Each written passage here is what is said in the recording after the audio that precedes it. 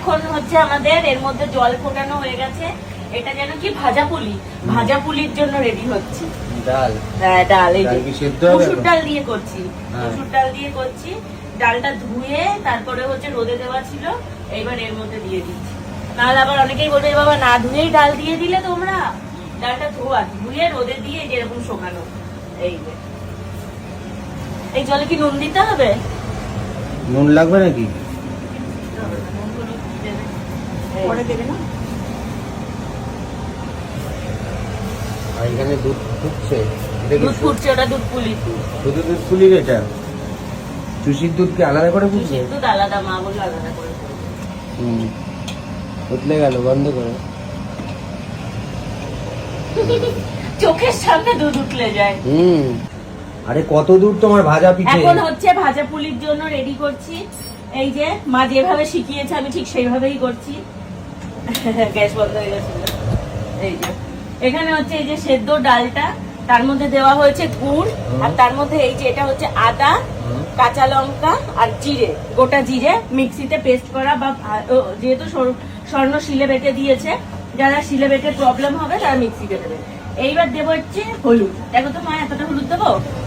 হ্যাঁ, ওটা লাগবে না, একটু লাগবে। হলুদ আর কি?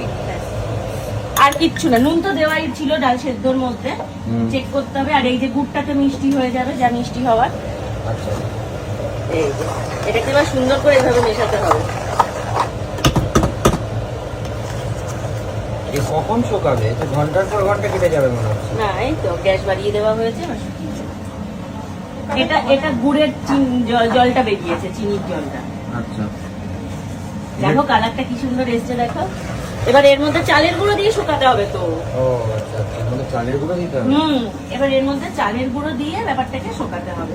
কিন্তু এটা টেস্ট, এই যে আরো একটু ডাল দিচ্ছে। এই যে জল বেরিয়েছে, এটা গুড় থেকে বেরিয়েছে। এইবার দিয়ে দিচ্ছে এই যে চালের গুঁড়ো। নাও, মা নাড়তে থাকছে আর আমি চালের গুঁড়ো দিচ্ছি।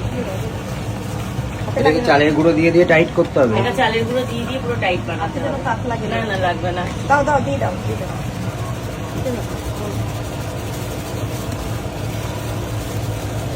একজনের পক্ষে কখনোই মানে পসিবল না, একজন নাড়তে হবে, একজন চালের গুঁড়ো ঢালতে হবে।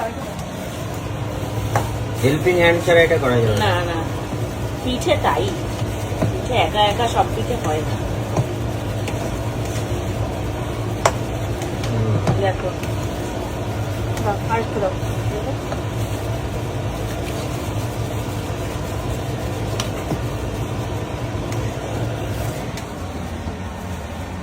এরপর এটাকে পাকাতে হবে, তারপরে ভাজতে হবে। এরপর না শুধু পাকাতে, হ্যাঁ পাকাতে হবে, তারপর ভাজতে হবে। হ্যাঁ, সেটাই তো বলছি। শুধু খেতে জানলেই হবে না, করতেও জানতে হবে। করতেও জানতে হবে, এটাই তো তোমাকে বলছি, ভালো করে শিখে নাও।